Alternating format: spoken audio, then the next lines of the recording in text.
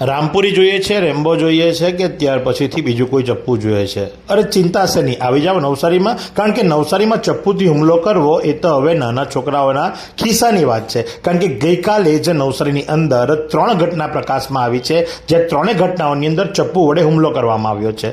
પહેલી ઘટના ઘટવા પામી છે ટીગરા હનુમાન મંદિર પાસે, જ્યાં 2 મિત્રો દારૂ પીને એકબીજા ઉપર હુમલો કરે છે, જેમાં એક વ્યક્તિના હાથના ભાગે ચપ્પુ વાગે છે અને એ સિવિલ હોસ્પિટલ ખાતે સારવાર લઈ રહ્યો છે. જ્યારે બીજી ઘટના ઘટવા પામી છે ટીગરા નવી વસાહત ખાતે, કે જ્યાં જૂની અદાવતમાં 2 ગ્રુપ વચ્ચે મારામારી થાય છે, જેમાં 3 વ્યક્તિઓ ઈજાગ્રસ્ત થાય છે, જેમાંથી પ્રથમ વ્યક્તિને ડાબા જાંઘ ઉપર ચપ્પુ મારવામાં આવે છે, બીજી વ્યક્તિને જમણી જાંઘ ઉપર ચપ્પુ અને માથાના ભાગે ઘા કરવામાં આવે છે, જ્યારે ત્રીજી વ્યક્તિને માથાના ભાગે ફટકો મારી અને માથું ફોડી નાખવામાં આવે છે.